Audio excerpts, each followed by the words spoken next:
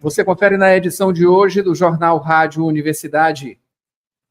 Paralisação parcial do transporte coletivo de São Luís entra no 6º dia. Dia da Consciência Negra, feriado, altera o funcionamento de serviços. UFMA nega ponto facultativo. Enem 2025, INEP anula 3 questões do exame. Diário COP30, contradições, mineradoras acusadas de impactos ambientais ganham protagonismo nos debates sobre transição energética. No esporte, CREA promove em dezembro a Corrida das Engenharias. União Bom Jardim representa o Maranhão no Campeonato de Futebol 7. Fluminense lança novo escudo para a temporada 2026. No comentário musical, Gilberto Mineiro apresenta a fusão magistral do grupo californiano The Soul Jazz Orchestra. E no Rádio Opinião, o lançamento da coletânea Cadeias Globais de Valor, Trabalho e Agricultura Familiar na Amazônia Oriental Brasileira, com um dos organizadores da obra, o professor da UFMA, Marcelo Sampaio Carneiro. Esse é o Jornal Rádio Universidade, que já está no ar.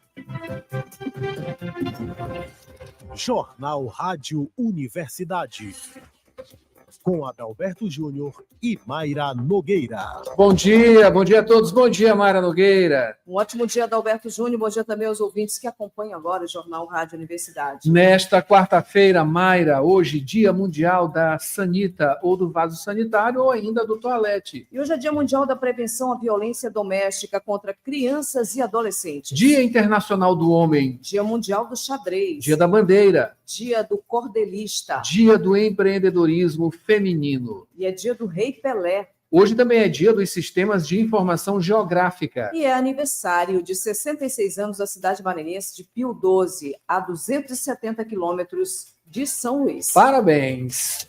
A Universidade FM alcança mais de 30 municípios maranhenses e o mundo através da internet. Acesse www.universidadefm.ufma.br. Baixe o nosso app oficial. Participe pelo WhatsApp 99217 2647. Estamos no Instagram, X-Twitter e Facebook. Acompanhe também nos compiladores de rádios e plataformas de áudio. Spotify, Deezer, Amazon Music e Apple Podcasts. Universidade FM. O mundo se move sempre mais na 106,9.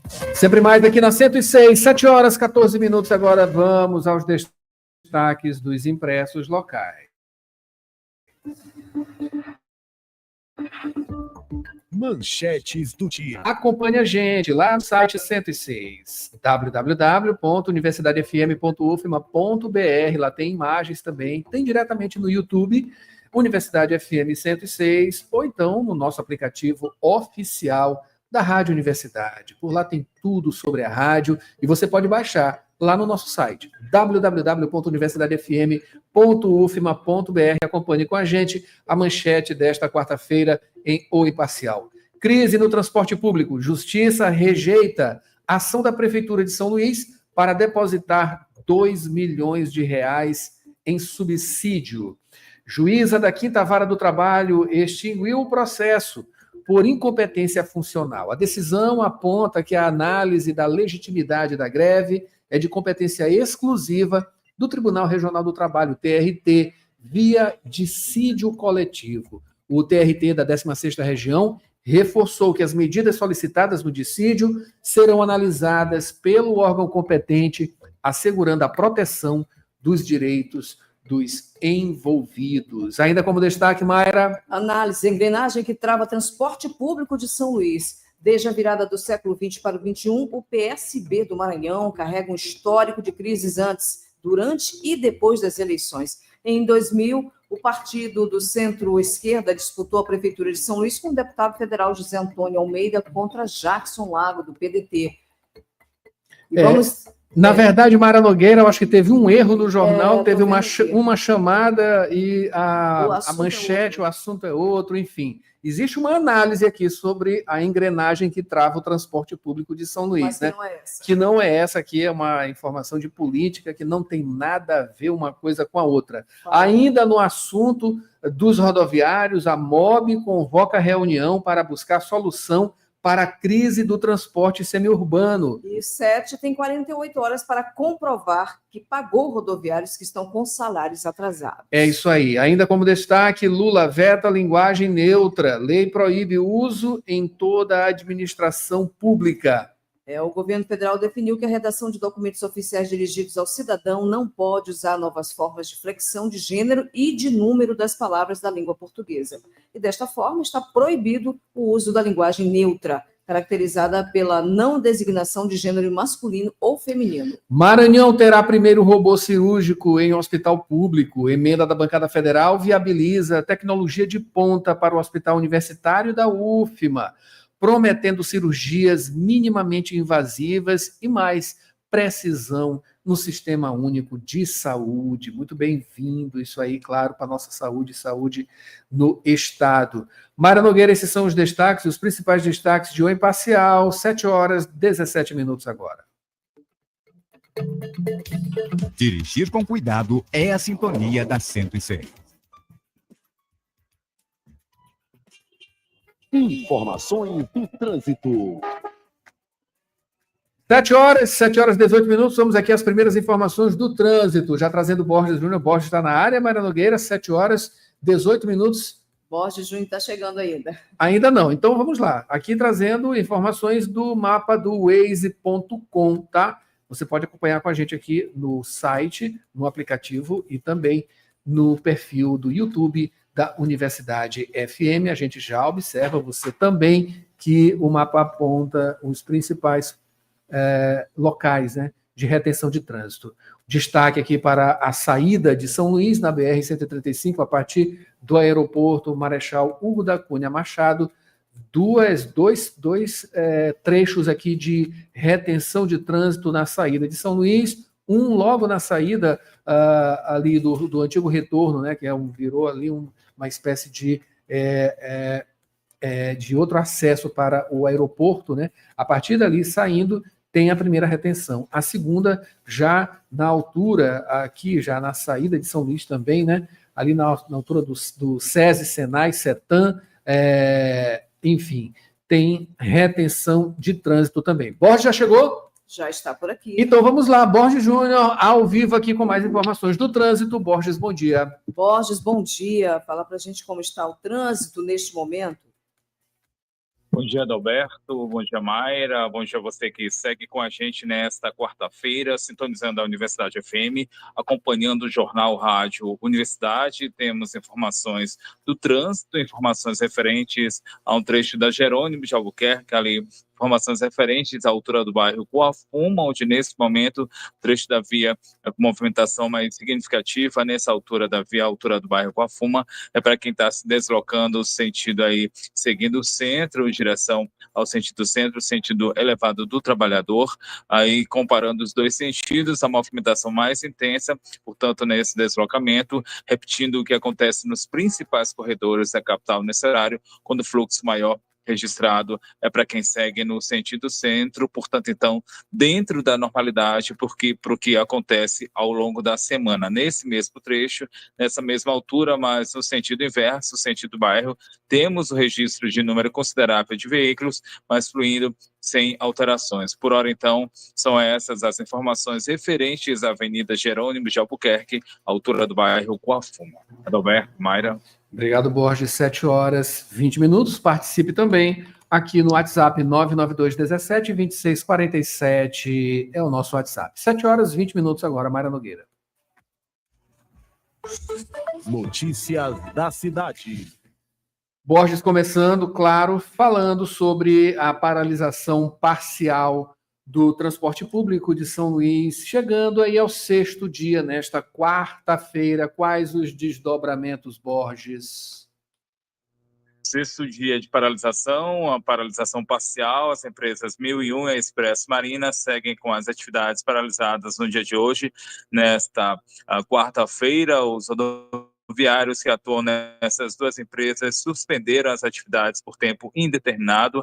Na empresa 1001, na Forquilha, são cerca de 200 coletivos que não estão nas ruas atendendo a população. Opera aí 20 linhas do sistema Público de São Luís e também a empresa Marina. Somada a essas duas empresas, Adalberto, são cerca de 270 ônibus do transporte coletivo que não estão atendendo aí a população. São cerca de 30 bairros atingidos diretamente por conta dessa situação, e o Sindicato dos Rodoviários, eles seguem firme no propósito de só retomar as atividades após o pagamento dos direitos atrasados, o que passa pelo atraso no pagamento de salários, o ticket de alimentação, também atrasos nas férias e nas rescisões. No dia de ontem, o Tribunal Regional do Trabalho da 16ª Região intimou o SET, o Sindicato das Empresas de Transporte de Passageiros de São Luís. Ele deve comprovar o pagamento integral dos salários e do auxílio à alimentação, comprovações referentes ao mês de outubro de 2025, e isso até em 48 horas. A determinação é do desembargador Luiz Cosmo da Silva Júnior, decisão após o Sindicato dos Rodoviários fazer uma denúncia também nesta terça-feira, no dia de ontem, denúncia sobre o descumprimento de uma liminar que havia fixado reajuste de 7% nos salários e 10% no vale alimentação. O SET, ele deve apresentar documentos como contra-cheques ou comprovantes de transferência bancária. Perdão, a não comprovação ela pode resultar em uma nova multa diária.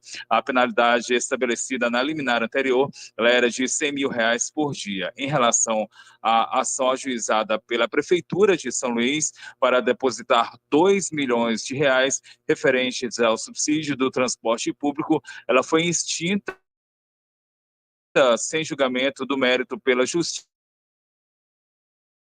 do Trabalho. A ação foi ajuizada no início da semana, na segunda-feira. Ação ao subsídio estadual. O presidente do Sindicato dos Rodoviários, o Marcelo Brito, ele informou que o subsídio estadual ele está em dia, informação que foi repassada por meio das redes sociais. O Sindicato dos Rodoviários já informou ao longo desta semana existe aí a possibilidade de outras empresas que atuam no transporte público aqui na Grande São Luís, de essas outras empresas suspenderem suas atividades, paralisarem as atividades e aderirem também a esse movimento grevista, parcialmente, greve parcial do transporte público, outras empresas estarem aderindo a esse movimento. Por hora, então, Adalberto, são essas as informações.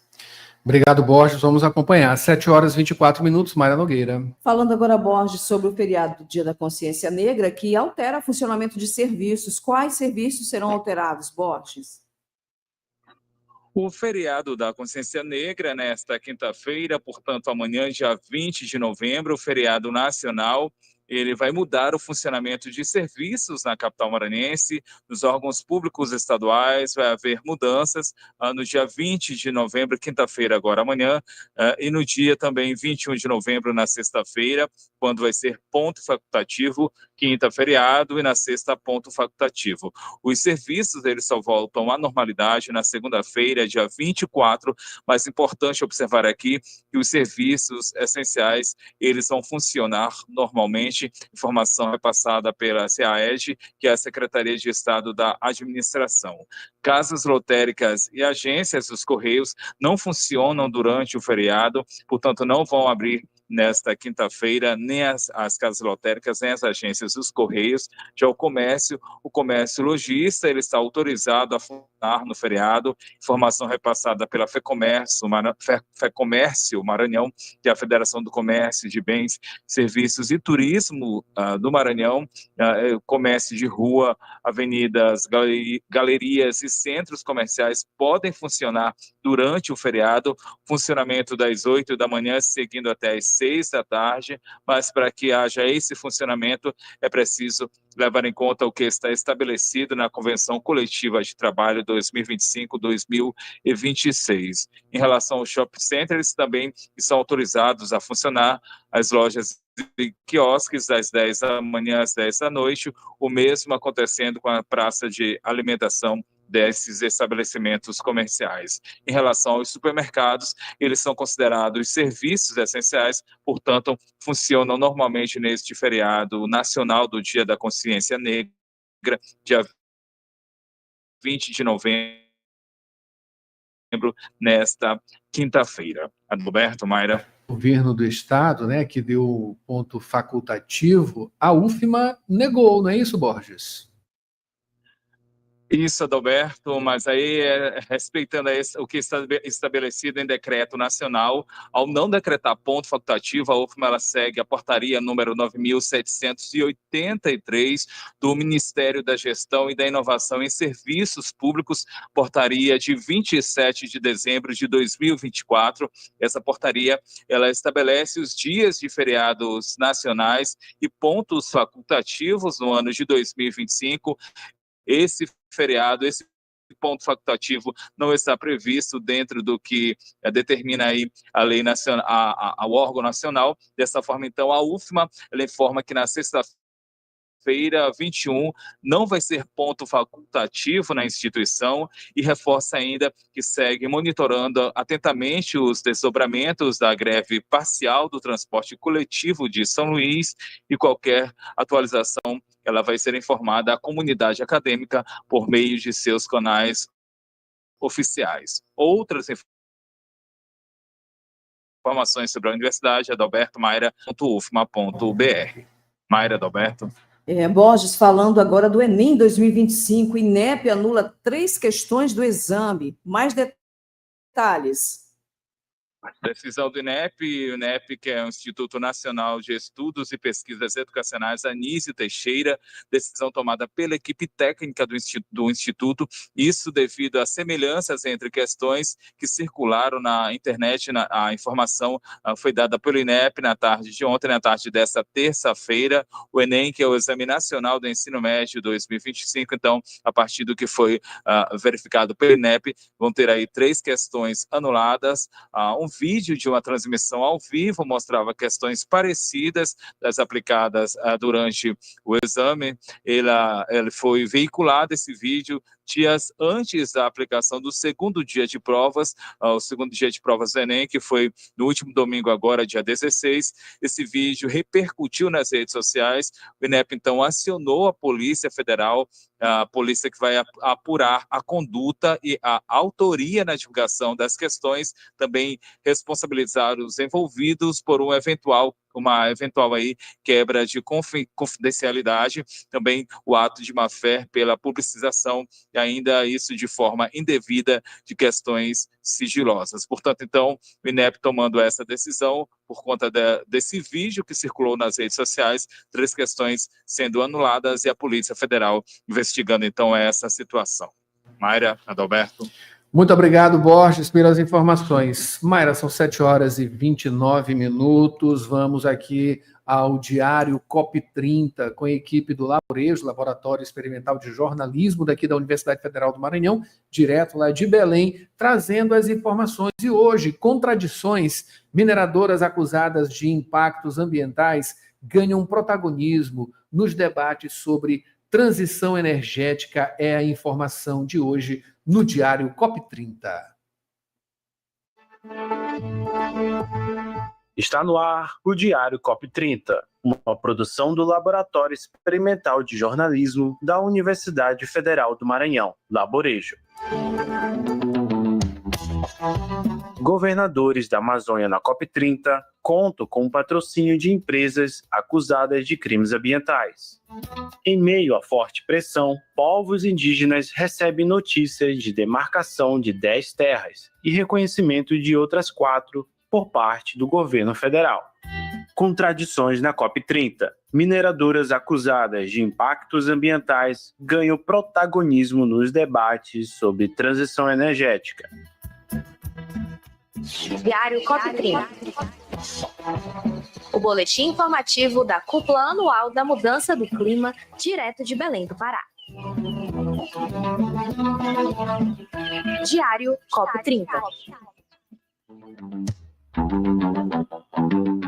Olá, eu sou o Fabrício Serrão. O patrocínio de empresas acusadas de crimes ambientais gera críticas na COP30 em Belém do Pará. O consórcio de governadores da Amazônia tem o apoio das empresas Hidro, Vale e JBS dentro da área de negociações da COP. A presença dessas gigantes contradiz as denúncias de desmatamento e desastres ambientais, como os de Mariana e Brumadinho em Minas Gerais. Vale e Hidro são proponentes de debates nas zonas verde e azul, mas enfrentam acusações de praticar o capitalismo verde. Críticos apontam que elas usufruem de vantagens políticas do evento, enquanto lideranças indígenas tiveram a entrada dificultada. Em nota, as empresas defenderam o diálogo global. Já a JBS e o consórcio não comentaram o caso. Diário COP30. Em meio a uma COP marcada por protestos e cobranças de lideranças indígenas por mais ações concretas do governo brasileiro, um anúncio da demarcação de 10 novas terras indígenas trouxe um sinal positivo para os povos originários. As portarias foram assinadas no início da semana pelo ministro da Justiça e Segurança Pública, Ricardo Lewandowski, em parceria com o Ministério dos Povos Indígenas. As novas áreas estão distribuídas pelos estados da Bahia, Amazonas, Mato Grosso do Sul, Pará, Pernambuco, Paraná e São Paulo. Entre elas está o território Tupinambá de Olivença, na Bahia, cuja demarcação havia sido prometida durante a devolução do manto dos Tupinambá, uma peça que ficou mais de 300 anos em um museu na Dinamarca e retornou ao Brasil no ano passado. Segundo a ministra dos Povos Indígenas, Sônia Guajajara, as demarcações fazem parte da meta de regularizar 63 milhões de hectares de terras indígenas e quilombolas até 2030. Ainda de acordo com o governo, o avanço reforça o compromisso do país com a proteção ambiental, a justiça climática e o reconhecimento dos direitos dos povos originários, temas centrais nas discussões da COP30. Diário COP30. Contradições na COP30. Mineradoras acusadas de impactos ambientais ganham protagonismo nos debates sobre transição energética. Confira na reportagem de Ana Letícia Ferro. O discurso oficial da COP30 reforça um crescimento econômico para uma falsa transição. A questão da mineração também segue o mesmo tom. No entanto, movimentos de pessoas atingidas pela exploração apontam que essa lógica não é sustentável para o planeta.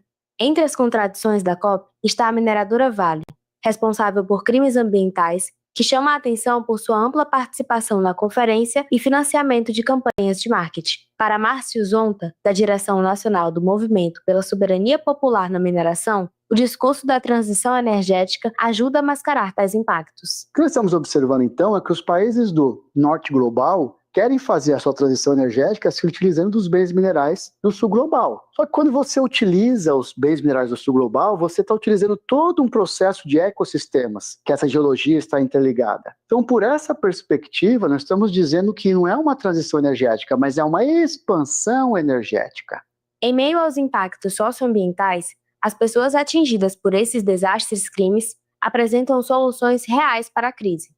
Tiago Alves, da Coordenação Nacional do Movimento dos Atingidos por Barragens, defende a necessidade de um aparato político dedicado às vítimas. Ter um órgão federal, este é um tema muito importante, que poderia ser um avanço como resultado da COP30, pelo menos para o Brasil. Hoje nós não temos um órgão federal, que seja uma secretaria nacional, para tratar especificamente, de forma estruturada e com equipe, com orçamento, da pauta dos atingidos no Brasil. A Carta da Cúpula dos Povos reforça o enfrentamento às falsas soluções do mercado e a reparação dos danos causados às comunidades atingidas pela mineração. Márcio Zonta vai além e destaca a revisão do modelo econômico vigente. Que a gente consiga pensar um outro modelo mineral brasileiro que implique, sobretudo, um outro ritmo de extração mineral. E além de implicar um outro ritmo de extração mineral, é implicar como é que esses minerais sejam estratégicos para o povo brasileiro. Nós estamos pegando o nosso mineral in natura, colocando num navio e mandando embora para outro mundo e comprando esse produto industrializado. Reportagem Ana Letícia Ferro. Diário COP30. As informações que você ouviu nesta edição foram originalmente reportadas pelo Portal Terra, Agência Brasil e Agência Gov. Por hoje é só, pessoal. Mais notícias sobre a COP30 na próxima edição ou no portal laborejo.com.br. Diário COP30 é uma produção do Laboratório Experimental de Jornalismo da UFLA. Laborejo, em parceria com a Rádio Universidade FM, Ocorre Diário, Reocupa, Epicentro Jornalismo e TV UFMA. Você pode ouvir a reprise deste episódio às 11h30 da manhã e às 2 da tarde na Rádio Universidade FM, ou se preferir, nos perfis da Rádio Universidade FM ou OcorreCast no Spotify. Assista também a versão em vídeo na TV UFMA. Até amanhã. Diário COP30. Produção: Ana Letícia Ferro, Arthur Cerejo, Fabrício Serrão, Gabriel Almeida, Giza Carvalho, Sara Fontinelli Santos e Vitória Tinoco. Apresentação: Fabrício Serrão. Sonoplastia: Silo Souza.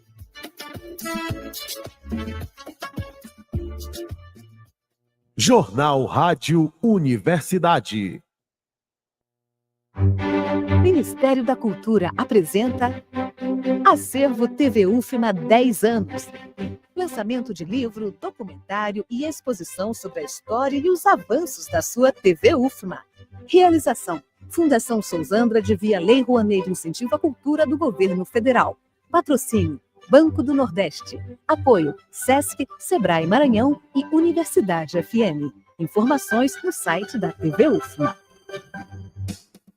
Na Faculdade Laboro, os cursos de graduação EAD possuem a mesma qualidade e excelência do ensino presencial. Aulas online ao vivo e interação direta com os professores. Pedagogia, administração, recursos humanos, gestão hospitalar, gestão pública e serviço social. Na Laboro, você estuda com os melhores professores e o nosso atendimento individualizado garante a sua carreira de sucesso. Agende seu vestibular. Informações pelo site laboro.edu.br ou WhatsApp 98 93300 1491.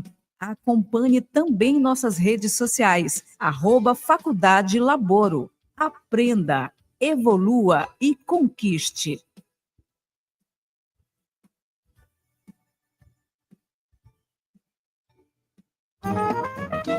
Profissional da saúde. Invista em seu futuro e aprimore-se em sua área de atuação. Instituto Pangeia. Pós-graduação, formação e cursos nas áreas de psicologia e saúde mental. Professores com excelência, com teoria e prática para melhor desenvolvimento do conhecimento. Instituto Pangeia. Excelência em psicologia. Unidades São Francisco e Vinhais. Informações 992227070. Instagram instituto.pangeia. Site www.institutopangeia.com.br. Você está ouvindo Jornal Rádio Universidade. Daqui a pouco, na Universidade FM, 8 da manhã, sessão das 8. 9 horas, manhã 106. 11 horas, Santo de Casa.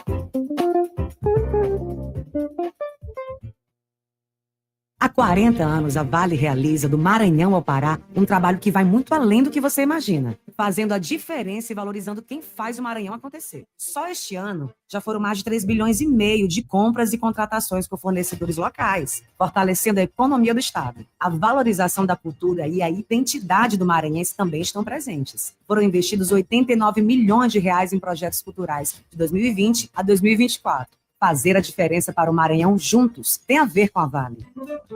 Profissionais da Saúde. O UFMA Virtual, em parceria com o Ministério da Saúde, abriu inscrições para o curso Nefromais, Aperfeiçoamento em Nefrologia Interdisciplinar para profissionais do SUS. Com uma formação inovadora, o Nefromais busca fortalecer o cuidado integral aos pacientes com doença renal crônica, promovendo prevenção, diagnóstico precoce e manejo qualificado. O curso é destinado à capacitação de profissionais da atenção primária e especializada em saúde. É totalmente gratuito, autoinstrucional, com carga de 195 horas e certificação conjunta da UFMA e do Ministério da Saúde.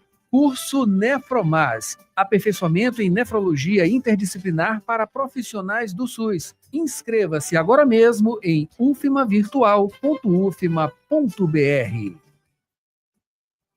Trabalhador e trabalhadora em educação do Maranhão, você sabe da importância do seu sindicato. E ter você do nosso lado é fundamental para o sucesso da nossa luta. Com a sua contribuição, nos mantemos mais fortes, atuantes e mobilizados.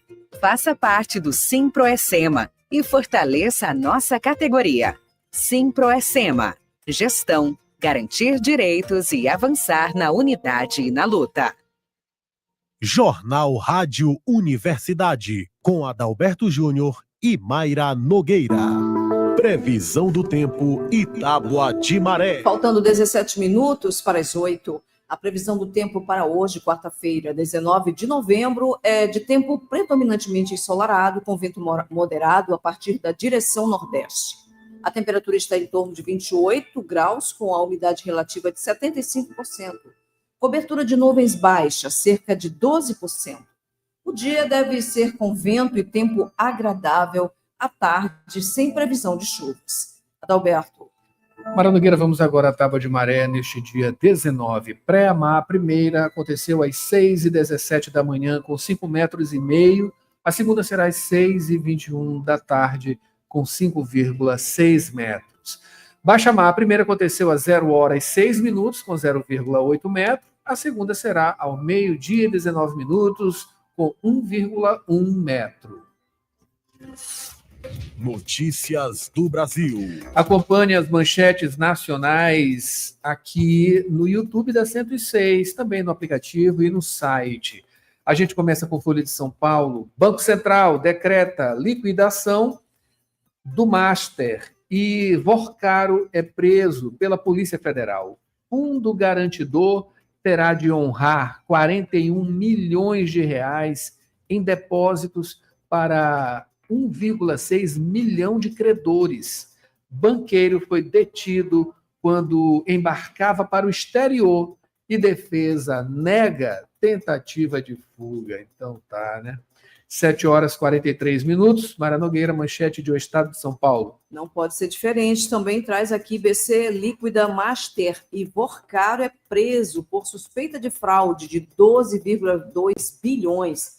A Polícia Federal diz que Master vendeu carteiras de crédito fictícias ao Banco Estatal do Distrito Federal. É isso aí, esse é o destaque, né? Em O Globo, 7h44, também.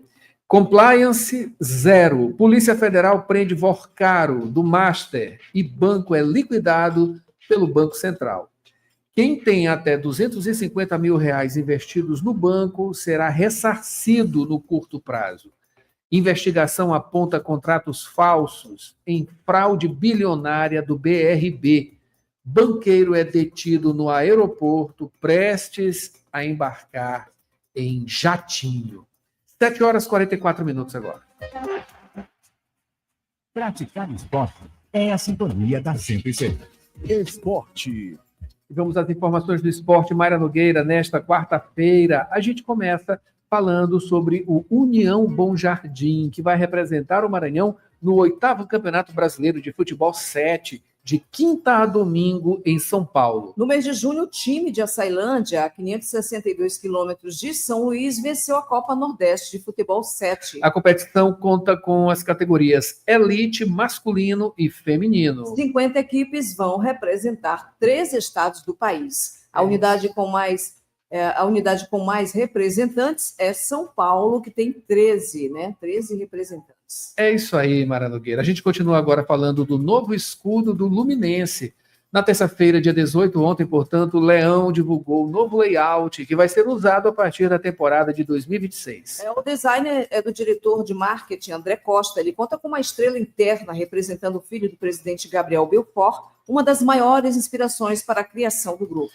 A estrela em cima do escudo representa a vitória do Campeonato Maranhense Série B de 2025. E dentro também tem o mascote do time, o Leão. E vale destacar, Adalberto, que para a próxima temporada o time conta com o técnico Leandro Lago e 8 jogadores confirmados. São eles: Bruno Marrones, Fábio Deoz, Igor Tavares, Juca Maranhão, Clivert, Micael, Mimica e Rincon Teixeira. É isso aí. E finalizando com a Corrida das Engenharias, evento que celebra o Dia do Engenheiro, data comemorada no dia 12 de dezembro. Esse evento esportivo é uma iniciativa do Conselho Regional de Engenharia e Agronomia do Maranhão. Essa programação conta com caminhada de 3 quilômetros, corrida de 5 e 10 quilômetros. O objetivo é valorizar a engenharia e incentivar o bem-estar e a qualidade de vida. O evento acontece no dia 14 de dezembro, às 6 da manhã, na Praça do Pescador, Avenida Litorânea. As inscrições são pelo site centraldacorrida.com.br. A redação é de Maiara Cordeiro. E vamos agora ao comentário musical. Gilberto Mineiro apresenta a fusão magistral do grupo californiano The Soul Jazz Orchestra.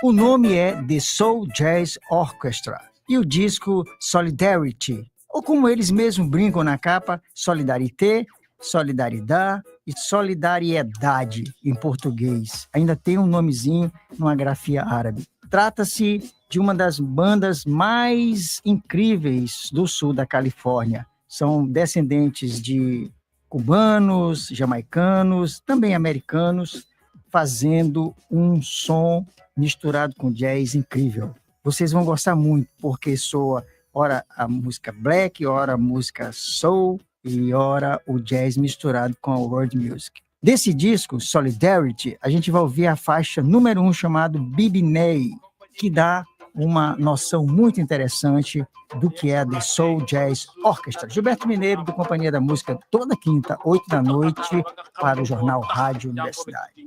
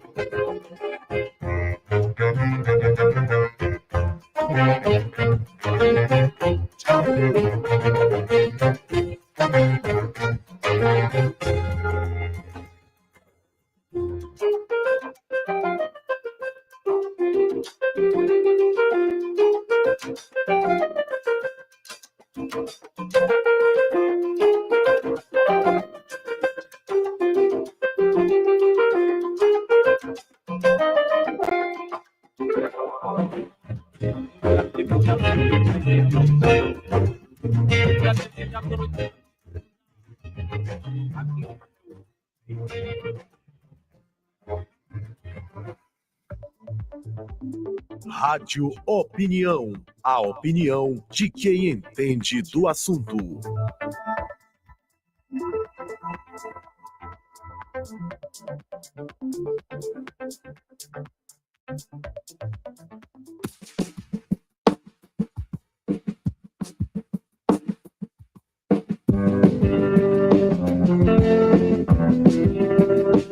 Hoje no Rádio Opinião vamos falar sobre o lançamento que acontece inclusive hoje da coletânea Cadeias Globais de Valor, Trabalho e Agricultura Familiar na Amazônia Oriental Brasileira.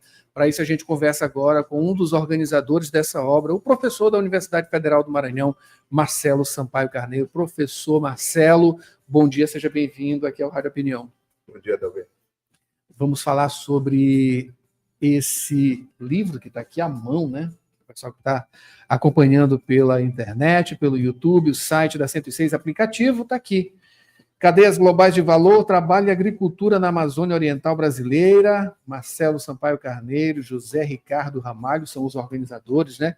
Enfim, é uma coletânea, não é isso, professor? Eu queria que o senhor falasse sobre, primeiramente, sobre essa parte metodológica, depois a gente vai para o assunto, né, que tem tudo a ver com muita coisa que acontece aqui em nosso estado, claro, na Amazônia Oriental, justamente nesse período de COP, né, que também é muito importante. Parece que tem uma intenção aí por trás também, né?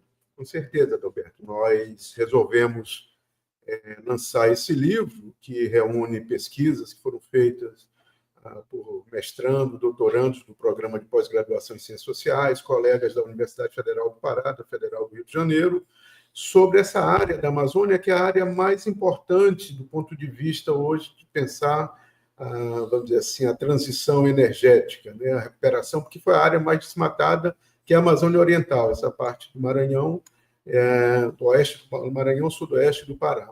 E utilizando uma abordagem, que é o que a gente tem trabalhado, que é essa ideia das cadeias globais de valor. Afinal de contas, as atividades que promoveram o desmatamento nessa região, pecuária, agora mais recentemente a sojicultura, a produção de carvão, a produção de eucalipto para a produção de papel, todos são cadeias globais, são produtos que são, via de regra, exportados ou pelo porto de Ponta de Madeira, Itaqui, ou pelo porto de Belém, ou pelo porto de Barcarena.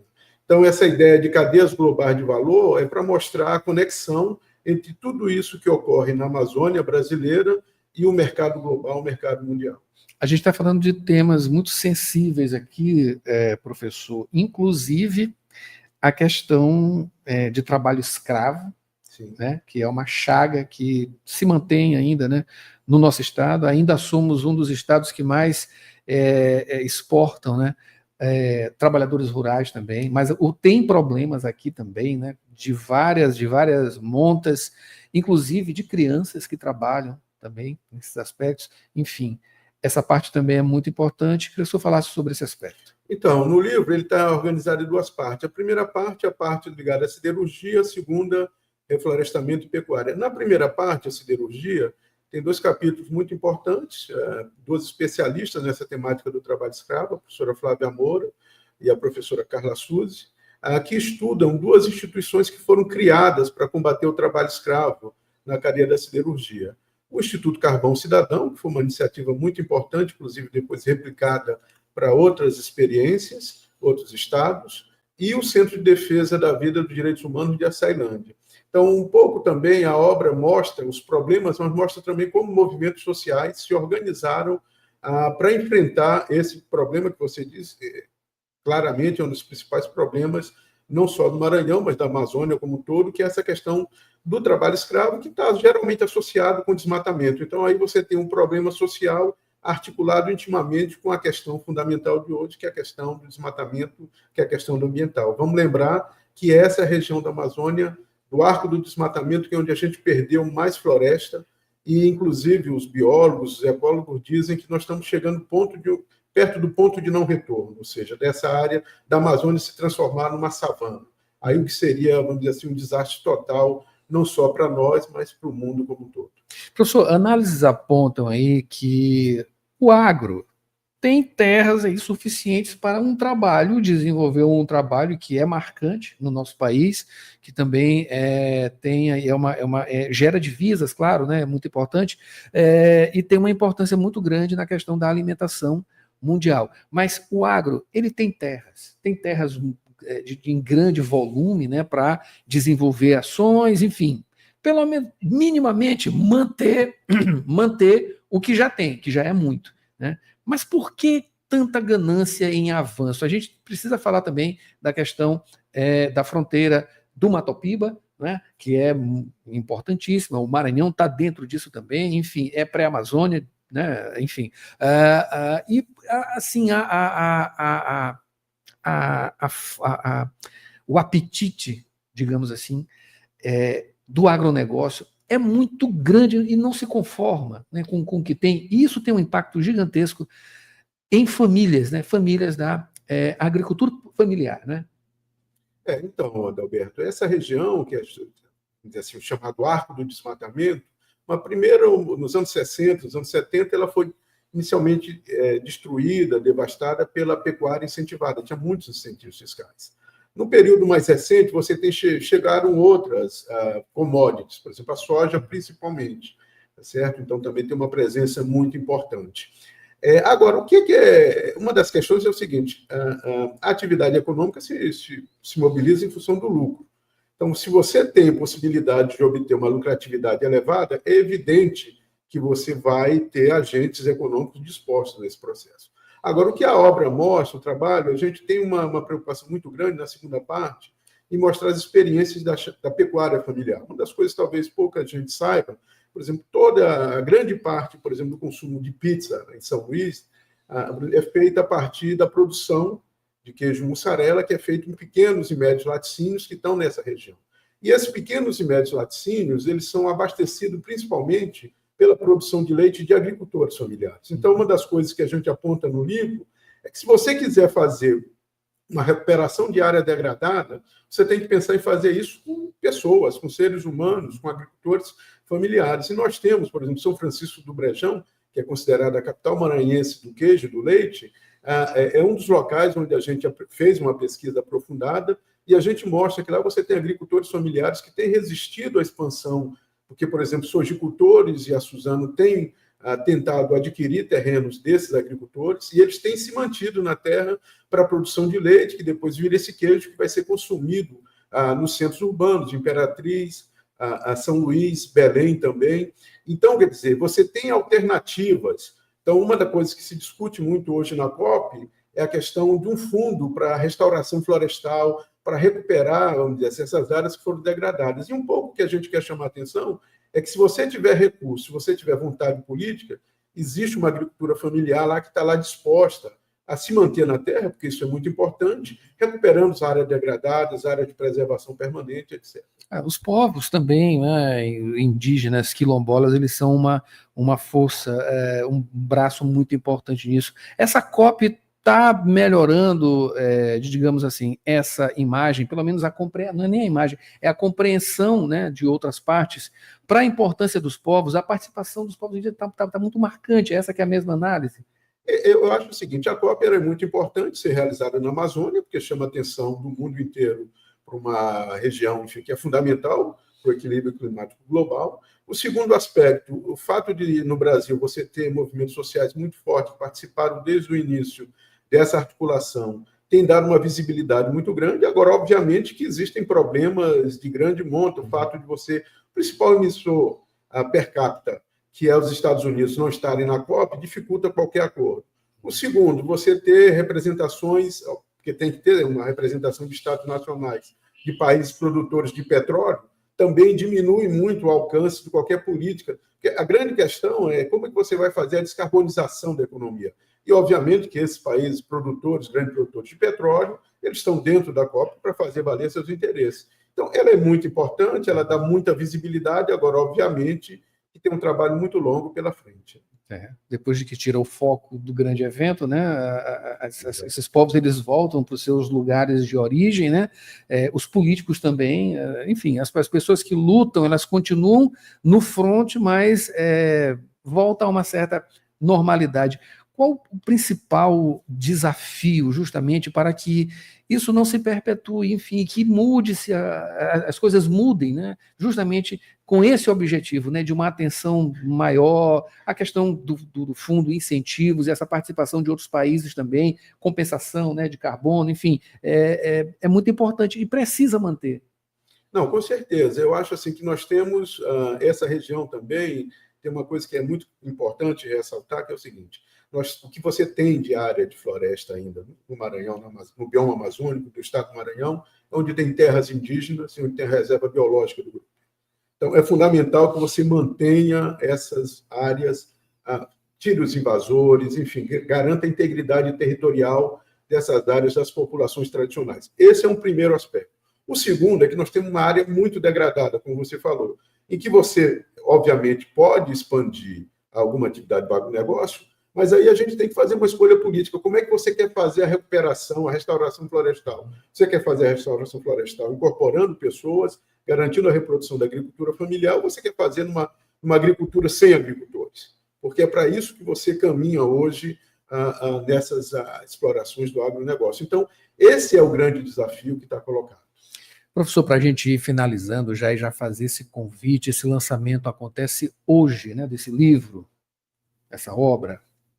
Sim, às 4h, no auditório do Centro de Ciências Humanas da Universidade do Maranhão. Nós vamos estar o professor José Ricardo, da UFRJ, que coordena, e vários autores que participaram, enfim, dessas pesquisas, de mais de 20 anos de pesquisa.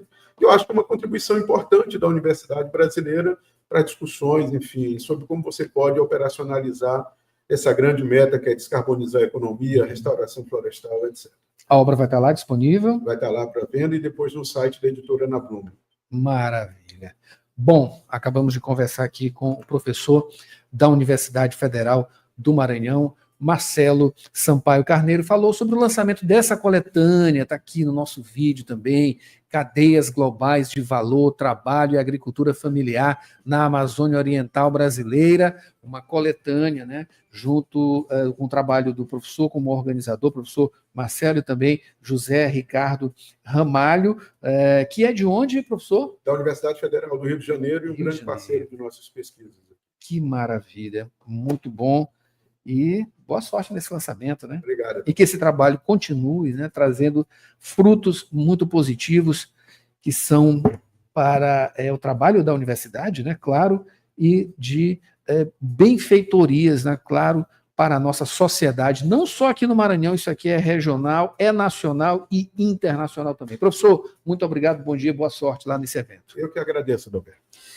E a gente finaliza aqui o Jornal Rádio Universidade. Mayra Nogueira, a gente volta amanhã, né? Com mais. Aliás, a gente volta na sexta-feira. Amanhã é feriado, né, Mayra Nogueira? Amanhã é feriado. A gente volta, portanto, na sexta-feira, trazendo o roteiro cultural, trazendo o comentário de Paulo Pellegrini, né? Curta esse feriado, né? Feriado importante, né? Claro, para a nossa sociedade também, né? Como um todo, né? União de raças, né? A multirracialidade brasileira e consciência negra acima de tudo, né? Nossa cultura acima de tudo. Mayra Nogueira, portanto, assuma agora, né? A sessão das 8, muita música boa.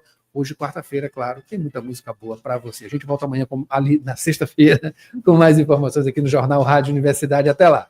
Aí, Adalberto, é isso aí. Um bom feriado para você. E eu vou continuar aqui, claro, trazendo sessão das 8.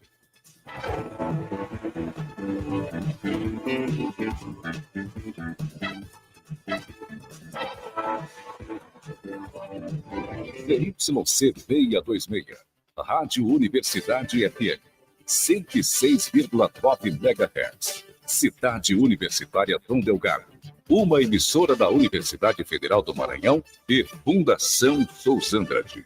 Acompanhe-nos em www.universidadefm.ufma.br e no aplicativo da 106, disponível para Android e iOS.